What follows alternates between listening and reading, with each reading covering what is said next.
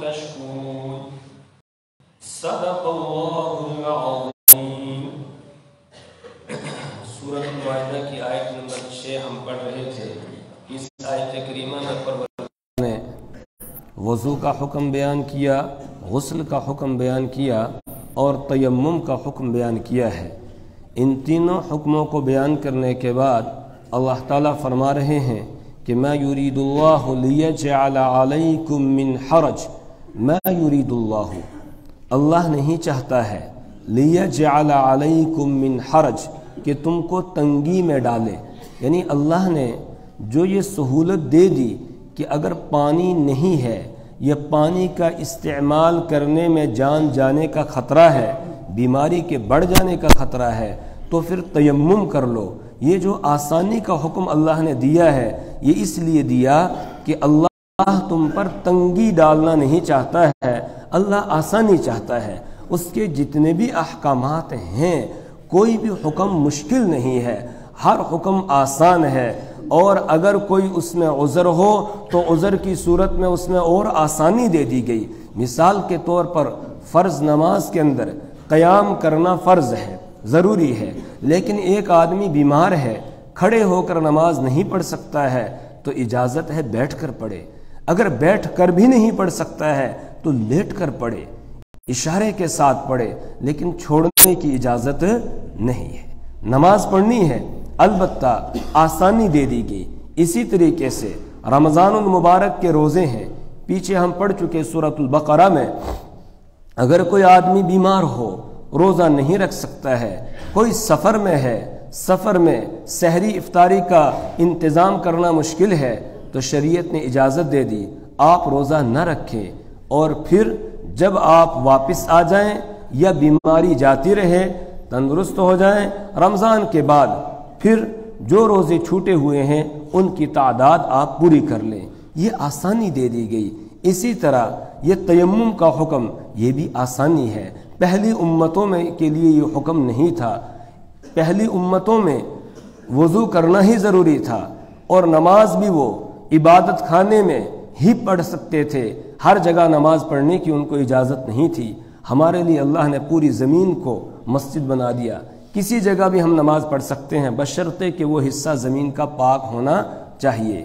اسی طریقے سے تیمم کی اجازت دے دی کہ اگر پانی نہیں ہے یا پانی کا استعمال کرنے سے نقصان ہونے کا اندیشہ ہے تو اس صورت میں آدمی تیمم کر کے نماز پڑھ سکتا ہے۔ تو ما یرید اللہ لیجعل علیکم من حرج، اللہ نہیں چاہتا ہے کہ وہ تم پر کوئی تنگی ڈالے، ولیکن یرید لیطہرکم، لیکن وہ چاہتا ہے کہ وہ تم کو پاک کرے۔ تو اگر پاکی حاصل کرنے کے لیے تو اس نے پانی بنایا ہے، لیکن اگر پانی نہیں ہے تو کہا پھر تیمم سے پاکی حاصل کر لو، تیمم کر لو گے بالکل تم پاک ہو جاؤ گے۔ ہاں جب عذر جاتا رہے گا اب تیمم کام نہیں کرے گا۔ مثال کے طور پر ایک آدمی کو پانی نہیں ملا اور اس نے تیمم کر کے نماز پڑھنا شروع کر دی، تب تک کوئی پانی لے کر آ گیا تو نماز پڑھتے ہوئے نماز کے دوران جب پانی اس کو مل گیا تو اب اس کی نماز ٹوٹ جائے گی، تیمم ٹوٹ گیا، نماز ٹوٹ جائے گی، پھر وضو کر کے نئے سرے سے نماز وہ پڑھے گا۔ لیکن اگر نماز پڑھ چکا تھا، ادھر اس نے سلام پھیر دیا، ادھر کوئی پانی لے کر آ گیا، اب ہو گئی نماز، اب دوبارہ پڑھنے کی ضرورت نہیں ہے۔ تو جب پانی مل جائے گا، عذر جاتا رہے گا تو تیمم ختم ہو جائے گا۔ اب تیمم کے ذریعہ سے جو پاکی تھی وہ باقی نہیں رہے گی، چونکہ یہ عذر کی صورت میں ہے، لیکن پاکی ویسے ہی حاصل ہو جائے گی جیسے پانی سے حاصل ہوتی ہے۔ جیسے بالکل پاک آدمی بالکل خوشی کے ساتھ نماز پڑھتا ہے، اسی طرح تیمم والا بھی تیمم کر کے وہ خوشی کے ساتھ نماز پڑھے گا۔ جیسی پاکی پانی سے حاصل ہوتی ہے ویسی ہی تیمم سے بھی اس کو طہارت مطلقہ یہ حاصل ہو جائے گی۔ تو وَلَكِنْ يُرِيدُ لِيُطَهِّرَكُمْ، بلکہ وہ چاہتا ہے کہ وہ تم کو پاک کرے، وَلِيُتِمَّ نِعْمَتَهُ عَلَيْكُمْ، اور وہ چاہتا ہے کہ وہ مکمل کرے نعمتہ اپنی نعمت کو علیکم تم پر، اپنے دین کو مکمل کرنا چاہتا ہے، اس لیے وہ یہ حلت اور حرمت کے احکامات بیان کر رہا ہے، طہارت اور نجاست کے احکامات بیان کر رہا ہے، کیونکہ وہ اپنے دین کو تم پر مکمل کرنا چاہتا ہے۔ لعلکم تشکرون، تاکہ تم شکر ادا کرو، اللہ کی نعمتوں پر اس کا شکر ادا کرو، اور اس کا شکر یہ ہے کہ اس کے حکموں کو پورا کیا جائے اور اس کی دی ہوئی نعمتوں کو اس کی رضا میں استعمال کیا جائے، اس کے حکم کے مطابق استعمال کیا جائے، یہ ہے اس کا شکر۔ اللہ ہمیں شاکرین میں شامل فرمائے۔ وَاذْكُرُوا نِعْمَةَ اللَّهِ عَلَيْكُمْ وَمِيثَاقَهُ الَّذِي وَاثَقَكُمْ بِهِ وَاذْكُرُوا، اور یاد کرو نعمت اللہ علیکم، اللہ کی اس نعمت کو جو اس نے تم پر کی ہے، اللہ کے تم پر انعام جو ہوئے ہیں ان انعامات کو یاد کرو۔ اس نعمت سے مراد نعمت ایمان ہے، اللہ نے تمہیں نعمت ایمان دی ہے، اس کو یاد کرو، یعنی اس پر اللہ کا شکر ادا کرو۔ اللہ نے ایمان کی نعمت دی، یہ دین اس نے تمہیں عطا کیا، تمہیں قرآن عطا کیا، یہ بھی اللہ کی نعمت ہے۔ محمد عربی صلی اللہ علیہ وسلم جیسا پیغمبر تمہیں عطا کیا اور تمہیں ان کی امت میں ہونے کا شرف عطا کیا، یہ اس کا انعام ہے۔ تو وَاذْكُرُوا نِعْمَةَ اللَّهِ عَلَيْكُمْ، اور یاد کرو اللہ کی نعمت کو اپنے اوپر، وَمِيثَاقَهُ الَّذِي وَاثَقَكُمْ بِهِ، اور اس کے اس عہد کو، الَّذِي وَاثَقَكُمْ بِهِ، جو عہد اس نے تم سے لیا ہے، اس وعدے کو یاد کرو جو وعدہ اس نے تم سے لیا ہے۔ ایک وعدہ وہ ہے جو عالم ارواح میں اس نے لیا، جس کو عہد الستو کہا جاتا ہے۔ اللہ نے سب کی روحوں کو اکٹھا کیا، جمع کیا، اس کے بعد سب سے کہا الست بربکم، کیا میں تمہارا رب نہیں ہوں؟ قالوا بلا، تو سب نے کہا کیوں نہیں، آپ ہمارے رب ہیں۔ ایک وہ عہد ہے کہ اس عہد کو یاد کرو۔ دوسرا عہد وہ ہے جو ہم کلمہ طیبہ پڑھ کے اللہ کی وحدانیت کا اور محمد عربی صلی اللہ علیہ وسلم کی رسالت کا اقرار کرتے ہیں، جس کے بارے میں اللہ نے ہمیں حکم دیا، قولوا آمنا باللہ وما انزل الینا وما انزل الى ابراہیم واسماعیل واسحاق ویعقوب والاسباط وما اوتی موسیٰ وعیسیٰ وما اوتی النبیون من ربهم۔ یہ جو اللہ نے کہا ایمان لا، یوں کہو کہ ہم ایمان لے آئے، اور پھر ایمان والوں نے ایمان لایا، اس کی تصدیق بھی کی۔ آمن الرسول بما انزل الیہ من ربہ والمؤمنون کل آمن باللہ وملائکتہ وکتبہ ورسلہ لا نفرق بین احد من رسلہ وقالوا سمعنا واطعنا غفرانک ربنا والیک المصیر۔ اس میں اللہ نے گواہی دے دی کہ ایمان والے ایمان لے آئے، آمن الرسول، رسول بھی ایمان لے آیا، اور والمؤمنون، ایمان والے بھی ایمان لے آئے۔ اور کس پر ایمان لائے؟ اللہ پر، اللہ کی کتابوں پر، اس کے فرشتوں پر، اس کے رسولوں پر ایمان لے آئے۔ کل آمن باللہ وملائکتہ وکتبہ ورسلہ، اور یہ بھی کہا انہوں نے لا نفرق بین احد من رسلہ، ہم رسولوں میں سے کسی بھی رسول کی تفریق نہیں کرتے ہیں کہ بعض کو مانے اور بعض کو نہ مانے، بلکہ جتنے پیغمبر اللہ نے بھیجے ہیں جن کی صحیح تعداد اللہ ہی کو معلوم ہے، ہم سب پر ایمان رکھتے ہیں۔ اور ساتھ ہی یہ اعلان کرتے ہیں سمعنا واطعنا، ہم نے سن لیا اور ہم نے مان لیا۔ سمعنا، ہم نے سن لیا، واطعنا، اور ہم نے مان لیا۔ اسی کو اللہ فرما رہے ہیں کہ وَمِيثَاقَهُ الَّذِي وَاثَقَكُمْ بِهِ، اور یاد کرو اس کے اس عہد کو جو عہد اس نے تم سے لیا ہے۔ اِذْ قُلْتُمْ، جس وقت کہ تم نے کہا سمعنا، ہم نے سن لیا، واطعنا، اور ہم نے مان لیا۔ وَاتَّقُوا اللَّهَ، اور اللہ سے ڈرو، اللہ سے ڈر ڈر کے زندگی بسر کرو۔ کیوں؟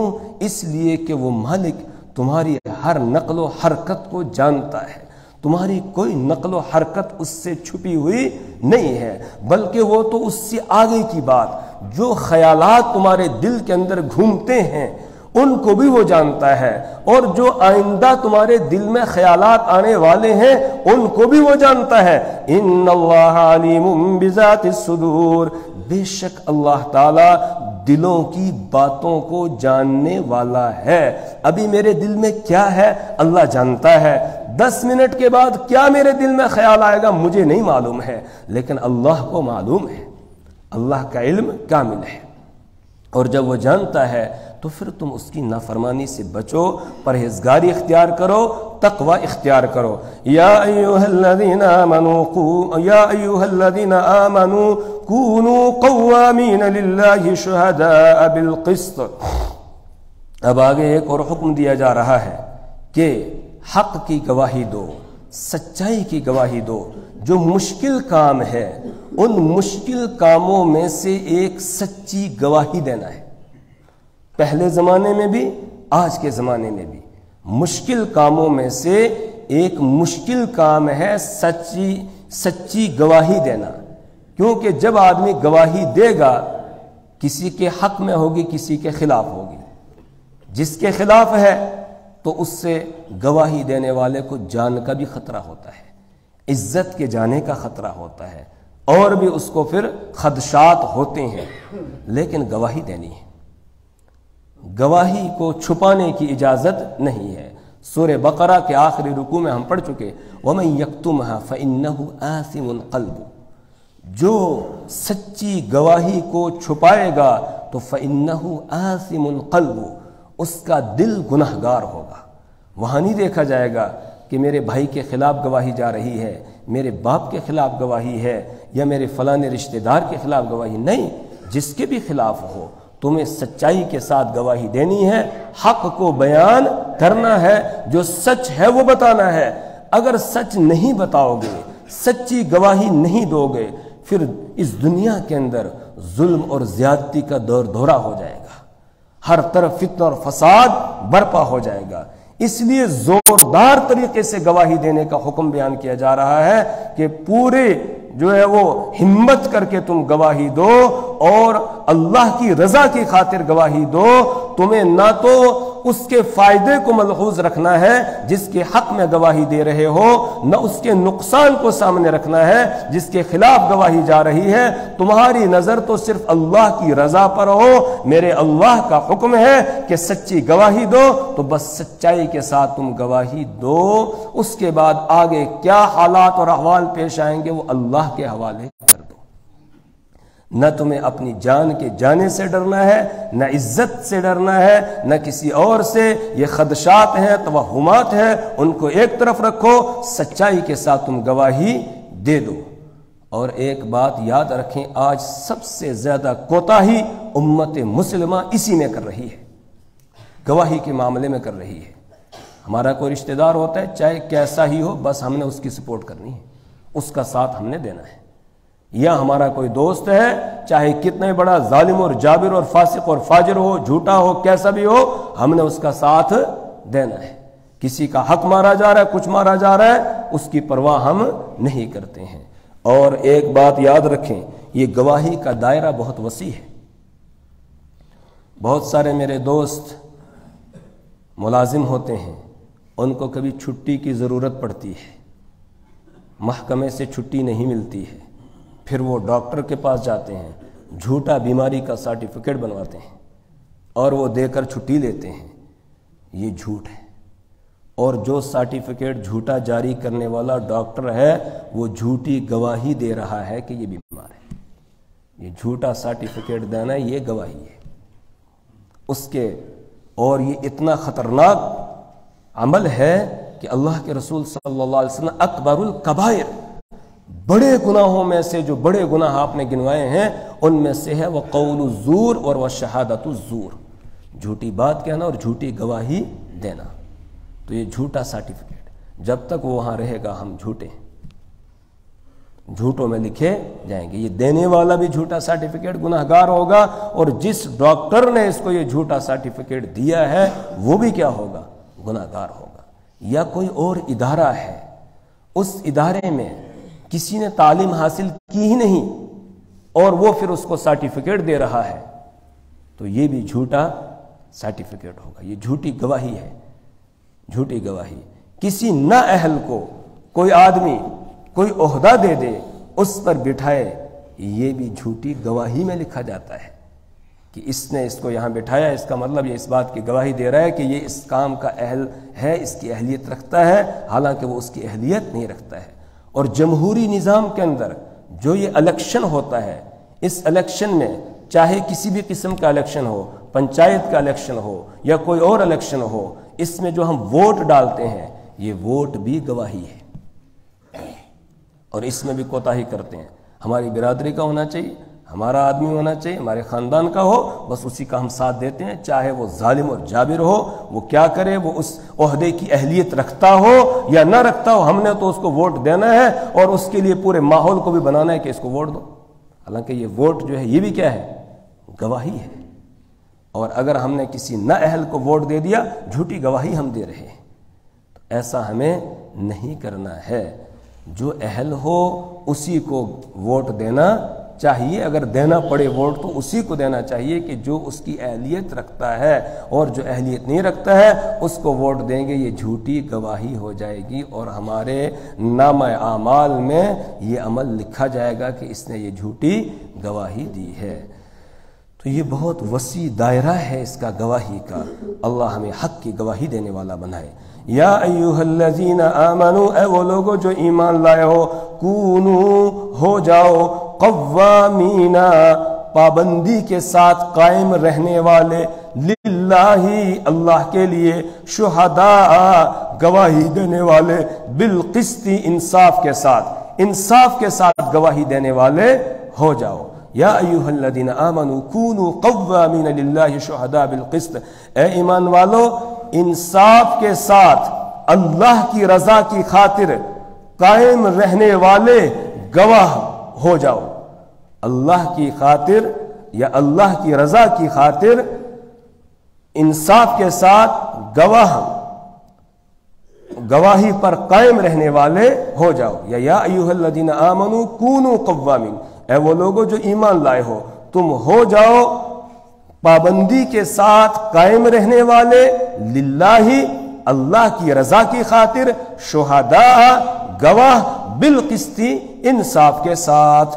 ولا يجرمنكم شنآن قوم على ألا تعدلوا ولا يجرمنكم، اور ہرگز نہ آمادہ کرے تم کو، شنآن قوم کسی قوم کی دشمنی، کسی قوم کی دشمنی تمہیں ہرگز آمادہ نہ کرے، ہرگز تمہیں نہ ابھارے اس بات پر کہ اللہ تعدلو، کہ تم انصاف نہ کرو، یعنی انصاف کو چھوڑ دو، اس پر کسی قوم کی دشمنی تمہیں آبادہ نہ کرے، چاہے کوئی تمہارا دشمن ہی کیوں نہ ہو، اس کے ساتھ بھی عدل کا معاملہ کرو، اس کے ساتھ بھی سچائی کا معاملہ کرو، اگر دشمن ہے اس کے ساتھ بھی تمہیں بے انصافی کرنے کی اجازت نہیں ہے، اس کے ساتھ بھی انصاف کا معاملہ کرو، اور مسلمانوں نے یہ کر کے دکھایا ہے۔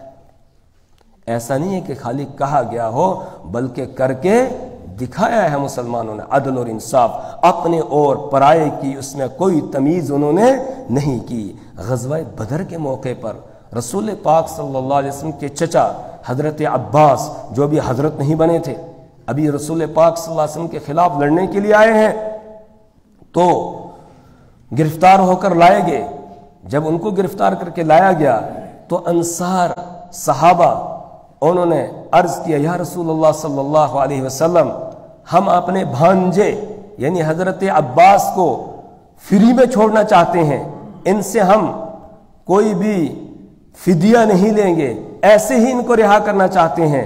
رسول پاک صلی اللہ علیہ وسلم نے فرمایا، نہیں، ان سے ڈبل لینا ہے، میرا چچا ہے اگرچہ لیکن ان سے ڈبل لینا ہے، یہ اپنا بھی فدیہ دیں گے اور عقیل کا بھی فدیہ دیں گے۔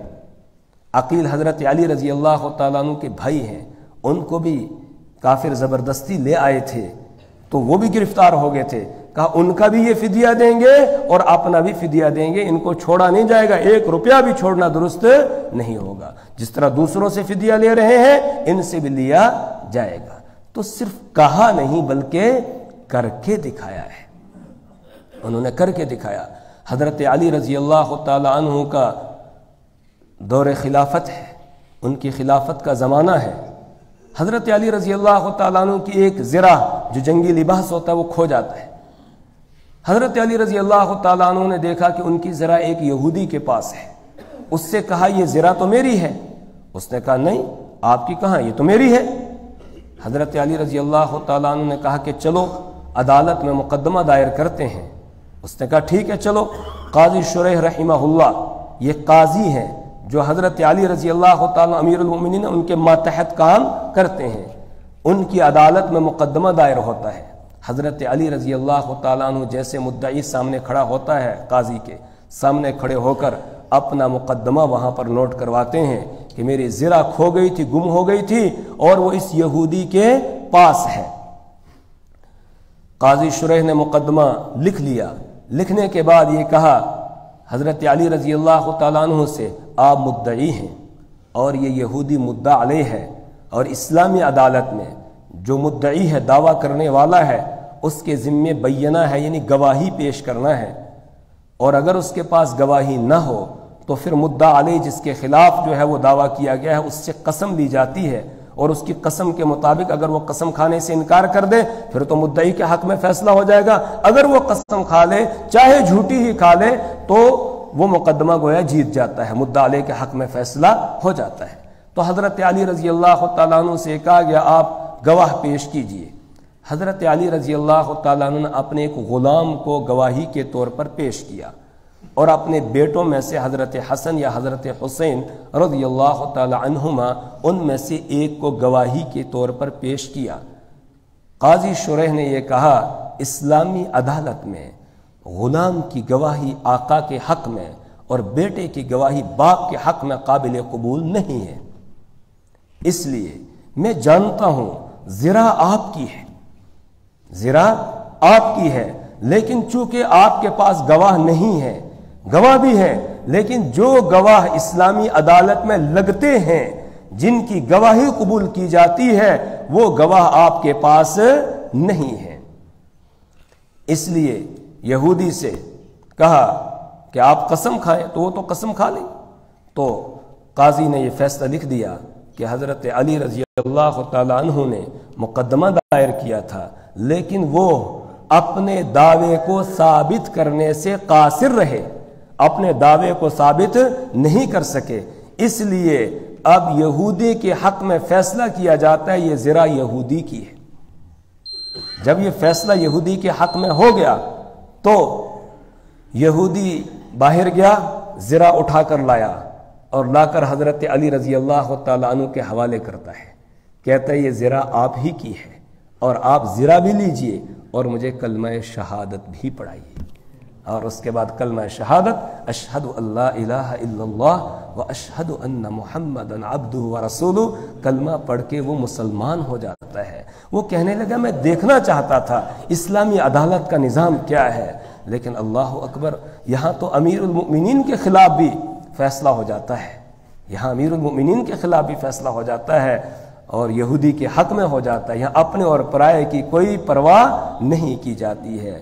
اسلامی تاریخ اس طرح کے واقعات سے بھری پڑی ہے۔ تو وَلَا يَجْرِمَنَّكُمْ شَنَآنُ قَوْمٍ، کسی قوم کی دشمنی تمہیں ہرگز آمادہ نہ کرے اس بات پر کہ تم انصاف نہ کرو، اعدلوا، انصاف کرو، هو اقرب للتقوى، یہ انصاف کرنا تقوی کے زیادہ قریب ہے، واتقوا اللہ، اور اللہ سے ڈرو، گواہی دیتے ہوئے اللہ سے ڈرو، وہ تمہارے ہر نقل و حرکت کو دیکھ رہا ہے، ان اللہ خبیر بما تعملون، بے شک اللہ تعالیٰ باخبر ہے بما تعملون، اس سے جو تم کرتے ہو، تمہارے اعمال سے وہ باخبر ہے۔ اس لیے ہر وقت یہ سمجھو، یہ بات یاد رکھو، میرا اللہ مجھے دیکھ رہا ہے، چاہے کوئی دیکھ رہا ہو یا نہ دیکھ رہا ہو، چاہے کسی کو پتا ہو یا نہ ہو، لیکن میرے اللہ کو پتا ہے میری اس نقل و حرکت کا، اس لیے ڈر ڈر کے زندگی بسر کرو اور اس کے حکموں کو پورا کرو، اس کی فرما برداری کرو، اس کی نافرمانی سے بچو۔ اللہ سے دعا کرے اللہ تعالی ہمیں اپنی کتاب کی سمجھ اور فہم عطا فرمائے، اللہ اعمال صالحہ کی توفیق عطا فرمائے، برے اعمال سے اللہ ہماری حفاظت فرمائے۔ آج ہمارے ایک ساتھی مولانا مفتی سلطان صاحب کشمیر سے تشریف لائے ہیں، مغرب کے بعد ان کا بیان ہوگا یہاں مسجد میں، آپ